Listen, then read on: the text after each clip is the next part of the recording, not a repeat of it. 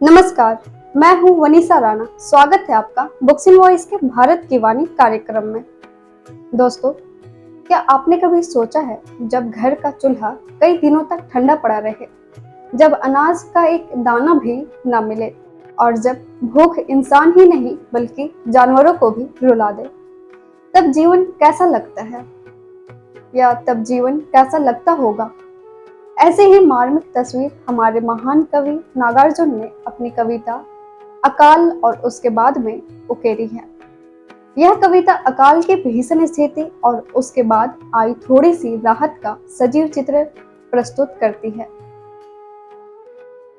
कवि बताते हैं कि अकाल के समय घर का चूल्हा कई दिनों तक ठंडा पड़ा रहा, चक्की उदास रही और भूख से इंसान व जानवर तक तड़पते रहे।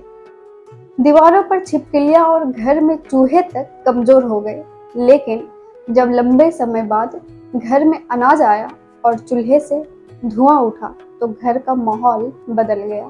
सबकी आंखों में चमक लौट आई, यहाँ तक कि कौवे ने भी अपनी पंख खुजलाई।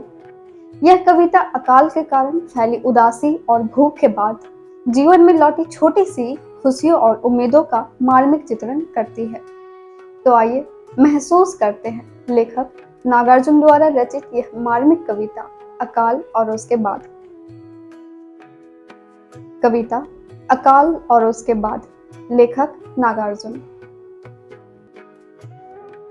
कई दिनों तक चूल्हा रोया, चक्की रही उदास, कई दिनों तक कानी कुतिया सोई उनके पास, कई दिनों तक लगी भीत पर छिपकलियों की गश्त, कई दिनों तक चूहों की भी हालत रही शिकस्त।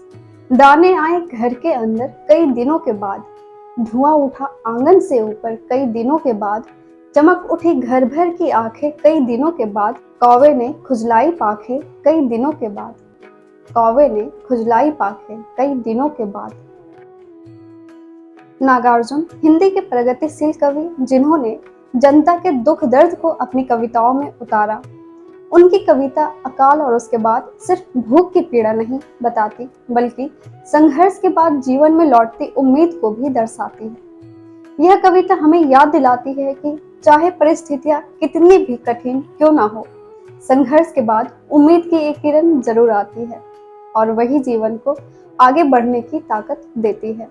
दोस्तों, अगर आपको हमारा यह कार्यक्रम पसंद आ रहा हो तो आप हमारे चैनल को लाइक, शेयर, सब्सक्राइब जरूर करें। साथ ही आप हमें कमेंट करके बताएं यदि आप कोई खास कहानी, कविता, उपन्यास, जीवन परिचय आदि सुनना चाहते हैं, तो हम आपको सुनाएंगे आपके पसंद का साहित्य सिर्फ और सिर्फ बुक्स इन वॉइस के यूट्यूब चैनल पर भारत की वाणी कार्यक्रम में। नमस्कार, आप सभी का बहुत बहुत आभार।